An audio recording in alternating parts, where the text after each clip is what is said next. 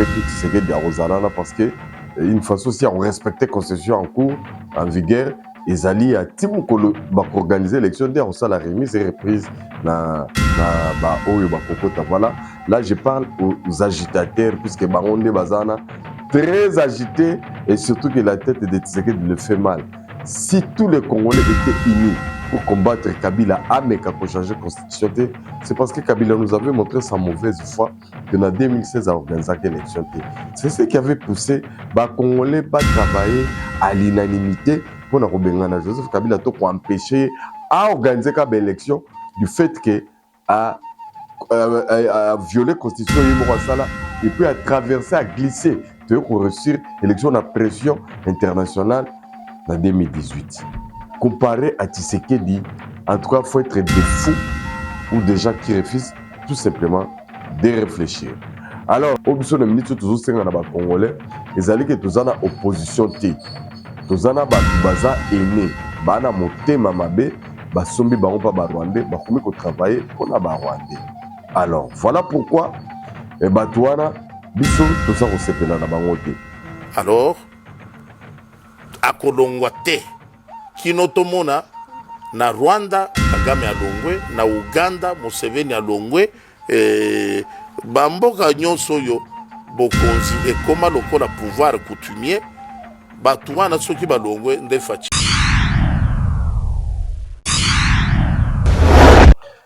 Tindika télévision, bienvenue dans le monde entier. Tout ce pays comme on a bino ba internautes n'a pas besoin tellement ébélé pour nous Rolanda biso.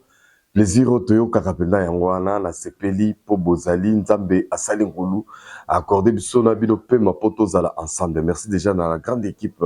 Là je vois Junior Kapaya, je vois Rifin Kisombe et pourquoi pas Maman Yohan depuis Bruxelles. Donc ba congolais bonne qualité partout bozuli ba ko Rolanda biso. Toza vraiment très émis, il y a qu'on retrouve bino encore une fois na ba salon na bino na ba bisika nyoso soit na téléphone na yo ozuli ba ko Rolanda biso. Pour nous partager des informations, il y a Congo Kinshasa mboka na biso mboka oyo lelo ezali mboka lokumu mboka oyo zo bunda la mwana asa ko bunda na libumwa mama po abotama. Alors congolais tango ekoki ya ozala na bolingo ya Congo pe ya bandeko na yo ba congolais parce que période tozali nazo rappeler pe nazo continuer ko beta cette ezali période lokuta ezali penza makasi mbote na yo tumba collège ya mama Laurence mbote na yo Nicolette, moi ça pembe le parfum de bon odeur, mbote na yo, Gift Mbaki Mbuyamba, et à Jacques Mbuyamba, et pourquoi pas Junior Chimanga Kalenga, papa na Soraya Queen, ya batu ya Jordan de Musamba Kwete, Gilen Kumu, ya Divamubi, tozali ensemble, binomoko boyebi, poto kabola masolo na biso, nandimite ke Marie, Kalio Soko, Ntoro Tchanga Tembe Léon Munzadi Baza d'accord nangai.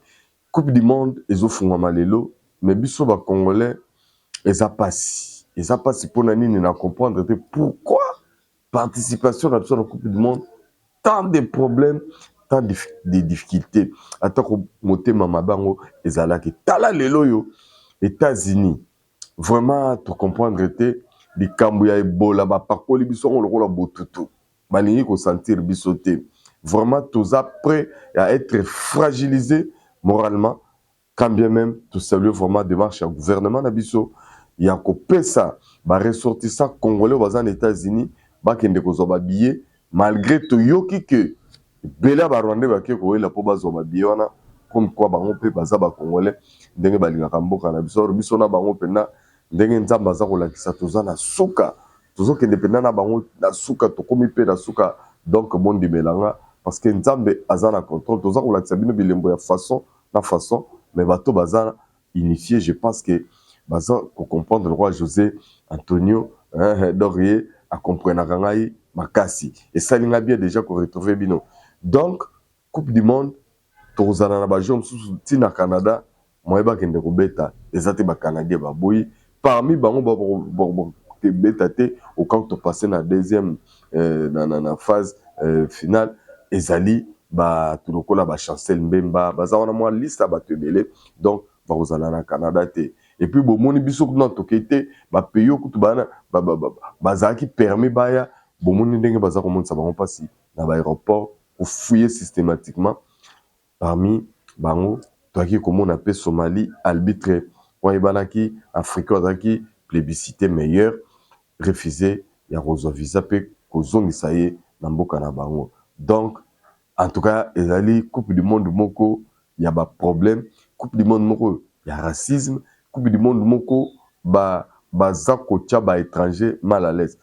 Est-ce que États-Unis eza na sur football na komi ko douter? C'est pourquoi tout le monde a ba basket, na ba sport de ba parce que c'est comme si match bazo pesa na monde.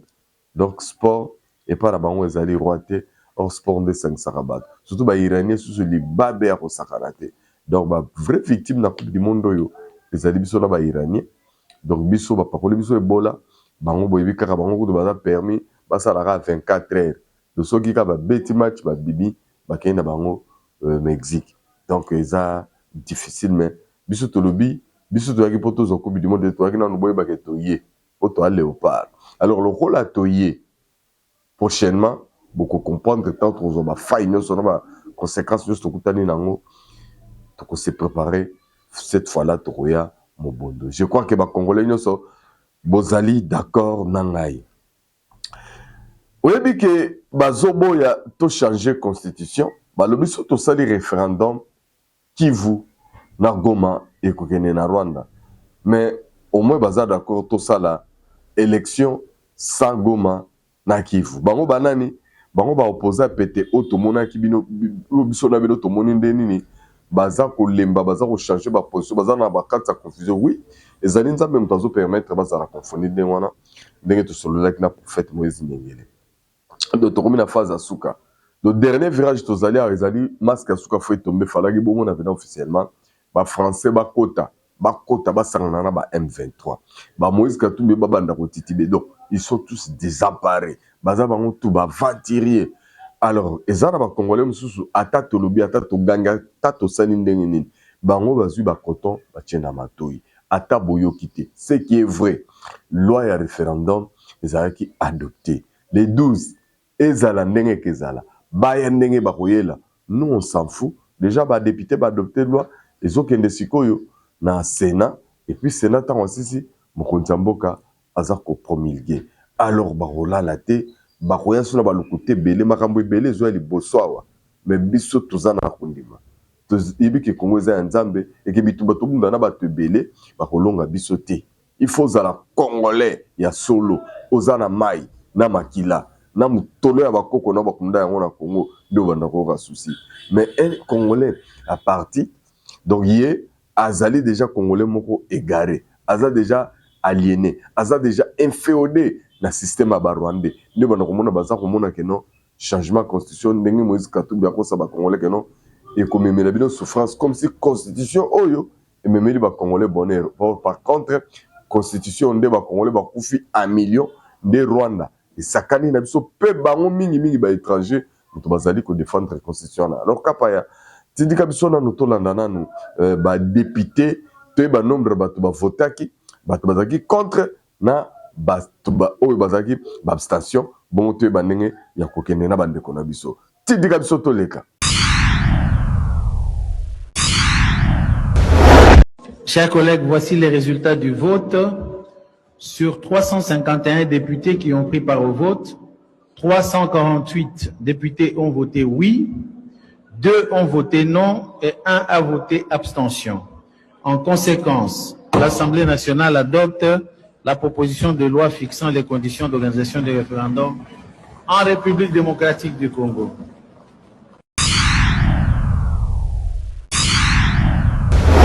Merci beaucoup. Je pense que Francis Colombo, depuis Kampala CP, depuis Roger Boyapé, Azali très content. Nayon de Konangayo CP la raté. Ndenge nini, batangi mais lobi na rotanga ndeyo. Yo tourné na rotanga na tanga kinzomu kendi depuis Londres. Donc pour Osuka. Le fait qu'ils sont merci na contrôle, mais beaucoup reste à rectifier. Alors, tozoyoka batunyoso baza koloba. Mais na ndenge batunyoso ba loba. Tout ça la démocratie. Et ça là pour changement de la constitution. Et ça là pour révision de la constitution. Et ça li pe là-bas oyo bazali pour que tout simba même pas constitution yo mboka tokende kaka na kibudi ti tokóma président kanga bisaka na 2028 akende etikala ta vide mais essentiel motema na bango ekita essentiel Tshisekedi nde azala te nayebi te est-ce que bino bozopartage même avis na bango parce que yango moni biso tolobi vaut mieux totuna peuple moto aza souverain oyo nyonso eza interdit ya que peuple aza souverain moto wana besoin ya kodeverrouiller oyo to eza verrouiller wana nde oyo bato ebele fo batambolaka nango batiaka yango na moto na bango.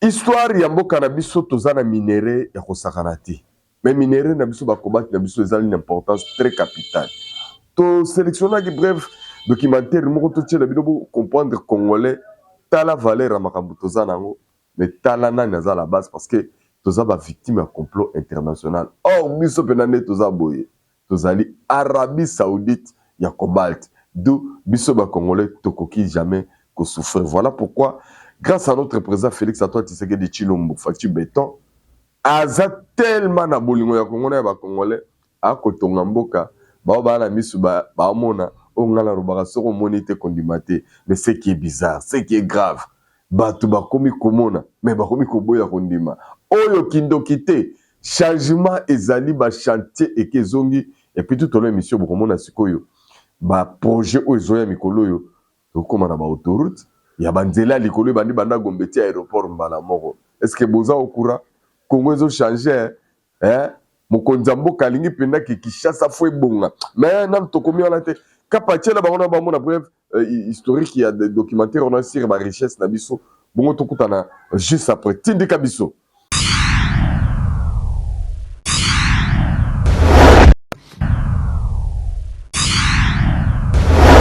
Biso Coupe du Monde des Hommes mais biso tokobeta le 17 juin et rozala mobondo ba congolais partout mingi tokotala lango na télévision nyonso ndenge kolekela biso za pronostic te ngai ebeba ebonga nayebi ke léopard eyokani kuna ekoti kuna pe komi kuna makambo tu ekoleka tellement kitoko na elengi boti kolanda bolandi vraiment ndenge nini histoire ya bakolta na biso na bomengo na biso soki totie na série biso nyonso ba congolais to comprendre to travailler na bolingo ya Congo na ya ba congolais tokozala vraiment Arabie Saoudite ya lobi po nyonso ezala transformer awa na ndenge ya vision ya mokonzi mboka Félix Antoine Tshisekedi Tshilombo tozwi mikenge zongi ya biso bientôt tokozwa minembo nyonso ya biso tozozwa panique eza na Rwanda bana ba faillite bana ba problème basoda bango omi beta masasi bango moko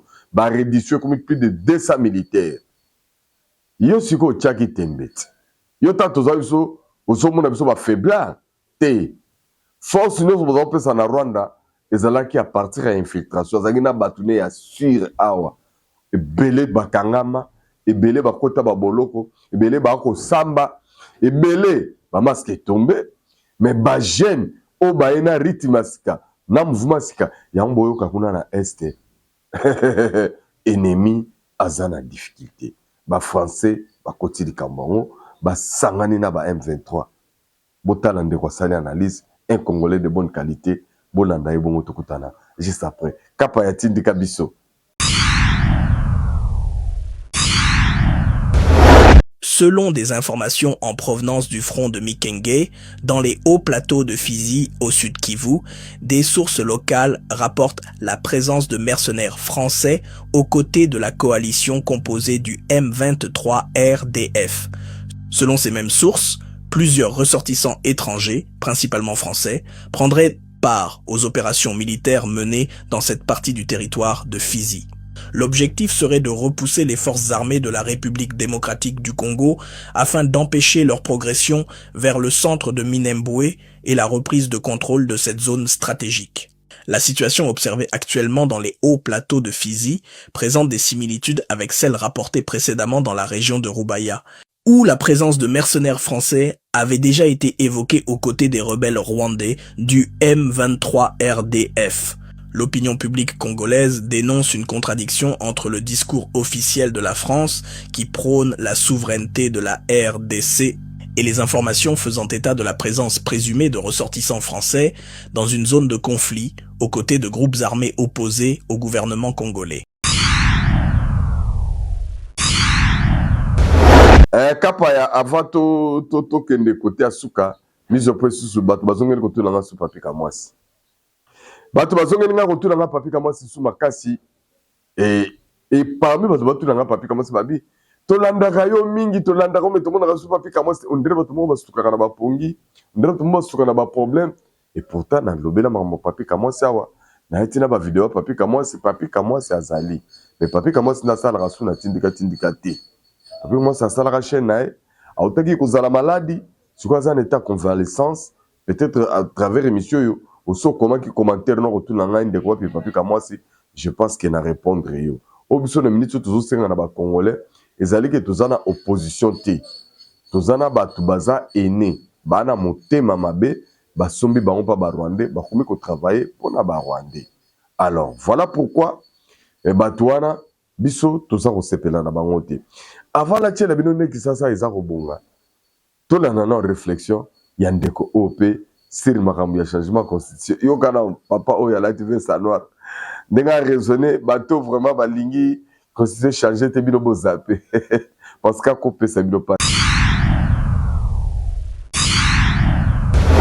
Kagame Mobutu abundi na ye akei po bitumba abandaki yango awa ya monaki maréchal Alembi Laurent Désiré Kabila Kagame abundisi ye akei Hippolyte Kanambe oyo Kagame atindaki awa alobi nazolongwa bongo nazonga dans 2 ans ndeti na bandimelaki alternance yango wana.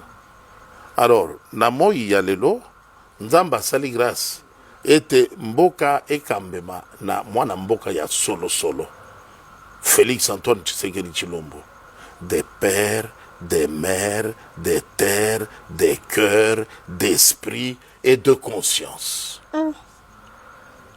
Alors yango wana moni tolobi lokola tozwi grâce ya kokambema na mokonzi lokola ye alors akolongwa te kino tomona na Rwanda Kagame alongwe na Uganda Museveni alongwe bamboka nyonso oyo bokonzi ekoma lokola pouvoir coutumier batu wana soki balongwe nde faci alongwe tant que bango bazali to bazokanisa bazolikia kotika bana na bango na ngwende te wana biso tobombi nanu faci azala nanu wana. C'est ça la nécessité pour le moment. Donc, tout ce qui peut concourir à atteindre cet objectif, de maintenir ce monsieur qui a mis à genoux Paul Kagame au pouvoir, c'est le bienvenu.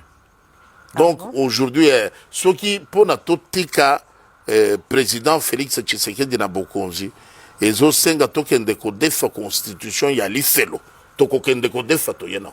Eh. Ah, oui. Donc il est le seul Dieu l'a choisi en ce moment, c'est lui, maman.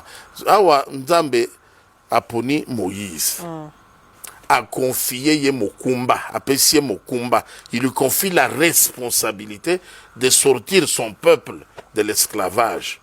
Est-ce que Moïse a zala yika ye moko? Pour nanini bazela yika kati Moïse a koufa. Bah on va changer.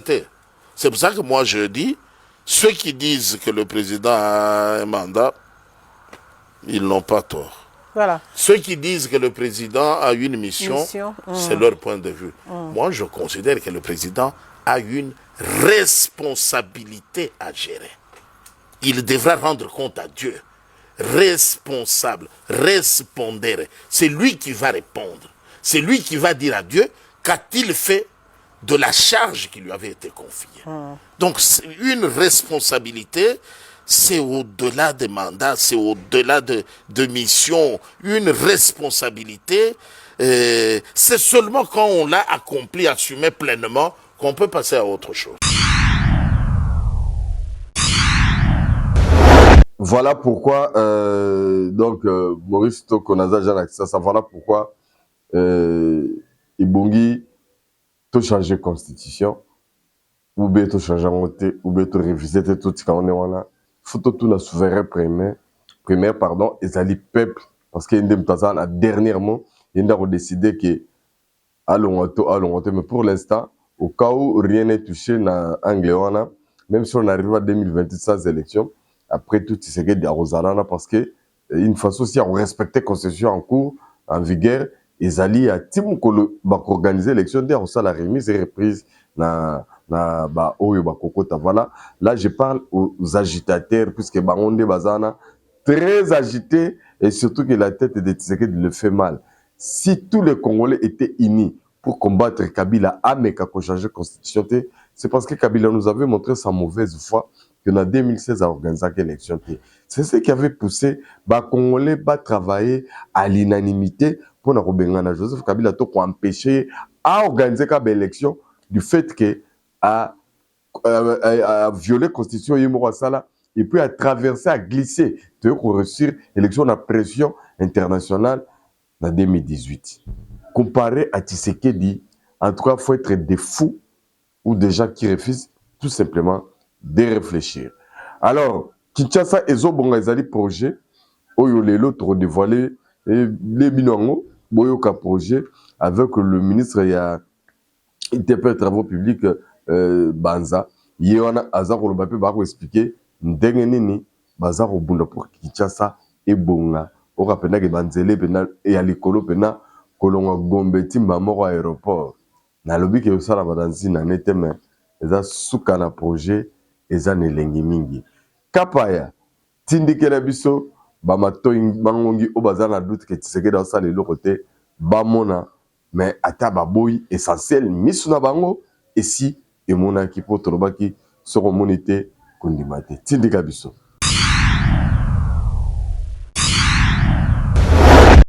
Nous avons aussi, au-delà de ce que vous avez évoqué, la grande question de la mobilité urbaine. Avec cette densité de la population, qu'est-ce que nous avons pensé, nous, au niveau du ministère? Nous avons au moins 4 réponses concrètes. La première, vous l'avez vous-même évoqué, c'est la rocade. La rocade ou les rocades, parce que nous en avons une au sud et l'autre au nord. Alors, entre les deux, nous avons ce que nous appelons le viaduc de la baie de Ngaliema, qui va relier les deux rocades. Et ça part de l'hôpital de la Rive et la route, enfin c'est un pont de 3,5 km qui va déboucher sur le rond-point GLM, donc ça sera en aérien. Et ça, c'est la deuxième solution. La troisième solution, c'est ce que nous appelons le viaduc central de Kinshasa. Donc c'est un viaduc qui partira de la gare centrale jusque vers l'aéroport d'Ndjili.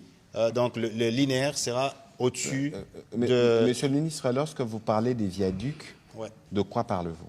Donc je parle d'une route aérienne pour être plus simple.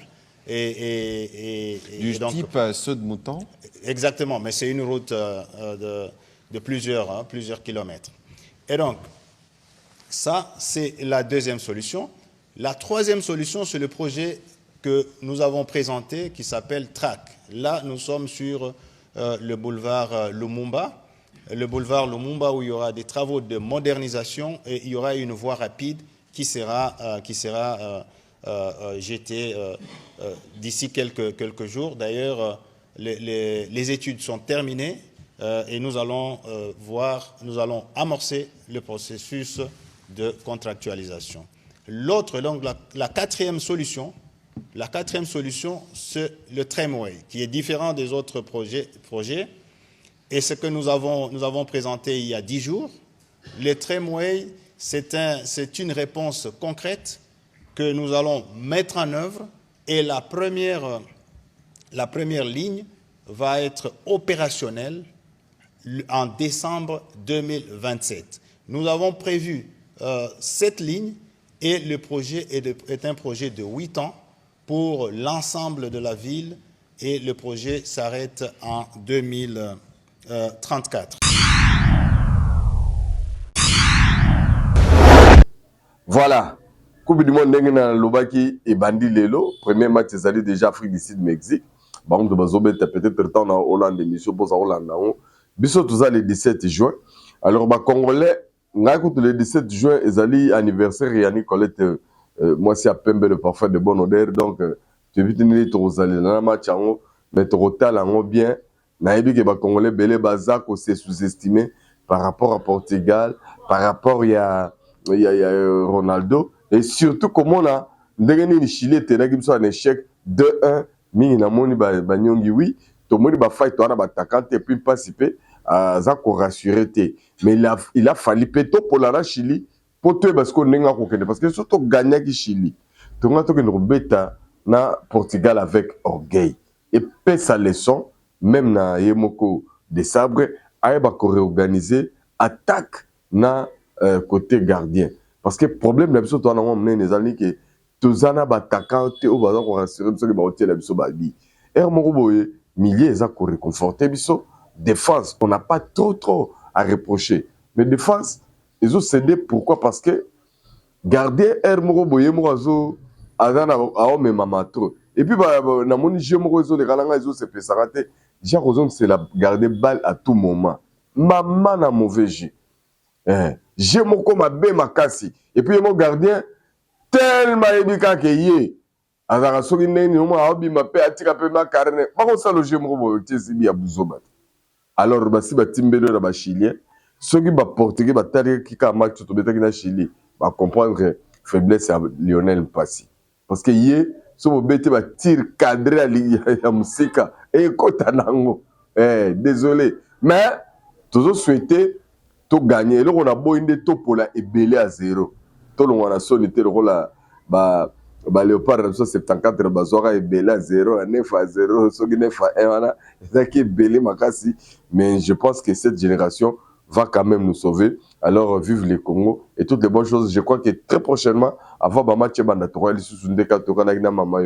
donc, bah, image, bah, vidéo, façon tout le rabino na ba na raté parce que ça na ba match pour parmi ba match na biso mais na Congo ba le on a 2h du matin na habité banani ba na habité il y a quelques personnes ba linga pena ba veiller pour premier match ça 17h deuxième match na biso na Colombie on a 23h mais troisième match na Ouzbékistan zali na 2h du matin aïe bonne chance à ba Congolais surtout il y a bonne qualité bonne chance à ba tout bazori li ba ko Rolanda biso là je vois d'abord Junior Kapa Mtasal qui est beau sur la bande pour bino na moni réflexion de Yemoko maman Yohan depuis Bruxelles maman Inès Matos de juriste fondation nayo donc to pesio pembo te bisiko zali toutes les mamans du monde peut te saluer bino dans même moment bien que bat musu ba pas sinenge to pesa baninga mbote bosko toroyo kayo ndemo za otalanga boye mboto na pesindeyo et surtout yo mto ngako batte ba pesa baninga ba mbote